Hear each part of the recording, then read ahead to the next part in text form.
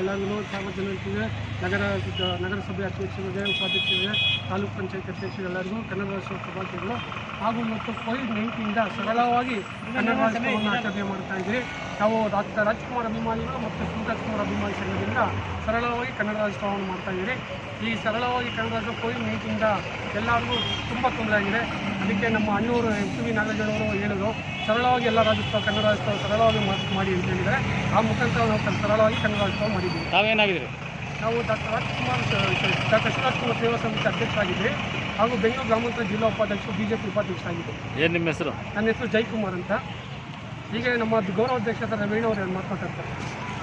ಸರಳವಾಗಿ ಕನ್ನಡ ರಾಜ್ಯೋತ್ಸವವನ್ನು ಆಚರಣೆ ಮಾಡ್ತಾ ಇದ್ದೀವಿ. ಕೋವಿಡ್-19 ಇರೋ ಕಾರಣಕ್ಕೆ 65ನೇ ಕನ್ನಡ ರಾಜ್ಯೋತ್ಸವವನ್ನು ಸರಳವಾಗಿ ಆಚರಣೆ ಮಾಡ್ತಾ ಇದ್ದೀವಿ. MTV ನಾಗರಾಜನವರ ಮಾರ್ಗದರ್ಶನದಲ್ಲಿ ಈ ರಾಜ್ಯದಲ್ಲಿ ಇದಿರೋದ್ರಿಂದ ಚುನಾವಣಾ ನೀತಿ ಸಹಿತ ಇರೋದ್ರಿಂದ ನಾವು ಕನ್ನಡ ರಾಜ್ಯೋತ್ಸವ ಮಾಡೋಕ್ಕಾಗಿಲ್ಲ. ನೆಕ್ಸ್ಟ್ ಇನ್ನೊಂದು 15 ದಿವಸಗಳು ಆದಮೇಲೆ ಒಂದು ಸರಳವಾಗಿ ಒಂದು ಕನ್ನಡ ರಾಜ್ಯೋತ್ಸವ ಮಾಡೋಣ, ಇದೇ ಸ್ಟ್ಯಾಚ್ಯೂ ಮುಂದೆ ಅಂದ್ಕೊಂಡಿದ್ದೀವಿ.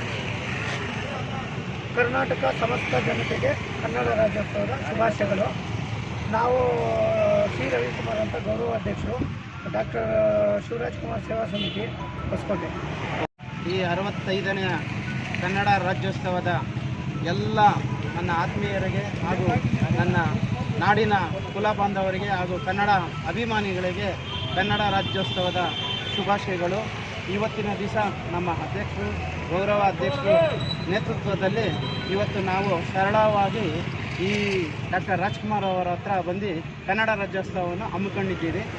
ಅದರಿಂದ ಕೋವಿಡ್-19 ಇರೋದರಿಂದ ಸರಳವಾಗಿ ನಾವು ಆಚರಣೆ ಮಾಡಿದ್ದೀರಿ. ಜೈ ಹಿಂದ್, ಜೈ ಕರ್ನಾಟಕ.